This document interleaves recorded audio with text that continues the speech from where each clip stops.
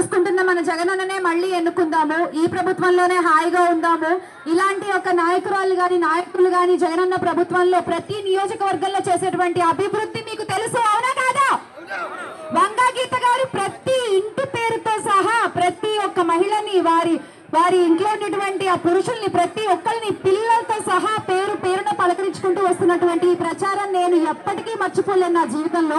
ఎందుకంటే ఒక నాయకురాలికి ఇన్ని పేర్లు, ఇంటి పేరుతో సహా, ఇంట్లో ఉండే వాళ్ళందరి పేర్లతో సహా, సమస్యలతో సహా, ఏమ్మా ఇదే ఇలా సమస్య వచ్చావు తీరిందా, మళ్ళీ ఈసారి ఏం ప్రాబ్లం లేదు కదా అని ప్రతి ఒక్కరిని పలకరించుకుంటూ మీ మధ్య ఉంటూ మీకోసం ఉంటున్నటువంటి వ్యక్తి వంగా గీత గారు.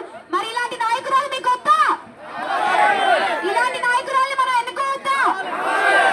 ఎప్పుడు మన కళ్ళ ముందు ఉండే వాళ్ళే కదా మనకు కావాలి, అవునా కాదా?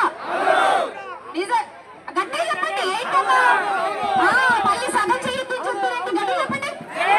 అవును, అంతే.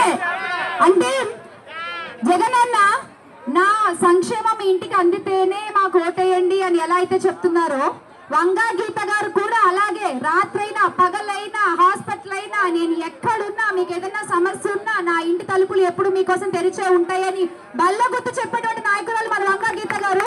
ఆవిడకే మీ ఓటు 13వ తారీఖున 2 ఓట్లు ఫ్యాన్ గుర్తుకే వేయాలి, ఒకటి వంగా గీత గారికి, ఒకటి సునీల్ గారికి. జై జగన్, జై జగన్.